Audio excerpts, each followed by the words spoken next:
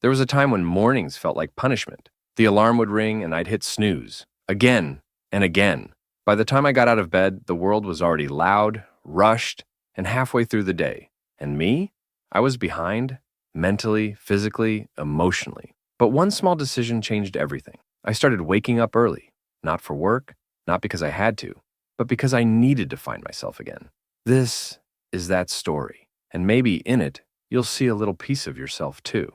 Chapter 1. The Chaos of Late Morning. If you're anything like I was, mornings were messy. Wake up late, no time for breakfast, phone in hand before your feet hit the floor, scrolling through meaningless posts while your brain fills with noise before the day even begins, rushing to get things done, always feeling behind, feeling guilty, not because the day was short, but because I wasn't present for it. And when night came, wide awake, overthinking, overstimulated, unfulfilled, I thought it was normal.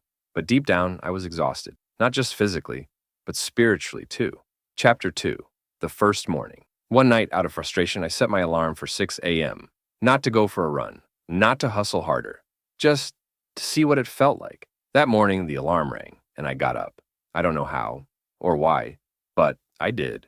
The world was silent. No messages, no notifications, just the faint sound of birds and my breath. I made a cup of tea. I sat in stillness. I wrote a few thoughts in a notebook I hadn't touched in months, and for the first time, in a long time, I heard myself again. Chapter 3.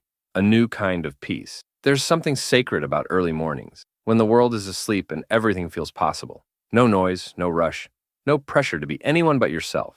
In those early hours, I found space to read, to stretch, to just be. The more I did it, the more I realized. The peace I was chasing during the day was hiding in the hours I used to sleep through. Chapter 4. The Internal Shift. It wasn't just about waking up earlier.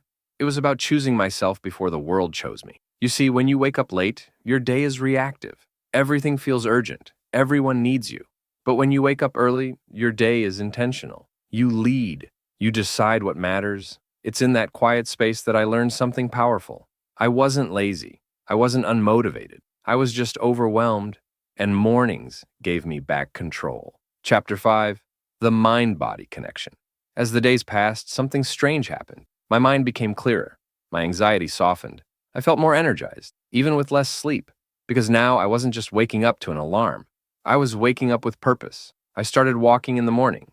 Not long walks, just 10 minutes, breathing in fresh air, watching the sky change colors. That simple habit made me feel more connected to my body, more grounded, more alive. Chapter 6. The Hard Days. Of course, not every morning was perfect. There were days I hit snooze, days I felt tired, days I questioned, what's the point? And that's okay. Waking up early isn't about perfection. It's about consistency. It's about showing up for yourself, even when no one's watching, even when the bed feels too warm, even when the world says it's okay to rest more. You do it not because you have to, but because you know how it feels not to. Chapter 7. Life begins before 8 a.m.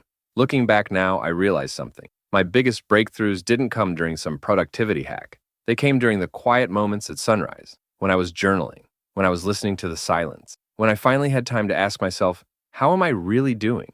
I started creating again. I became more patient, more focused, more me. Not because I changed overnight, but because I gave myself space to grow. Chapter 8. The Gift of Time.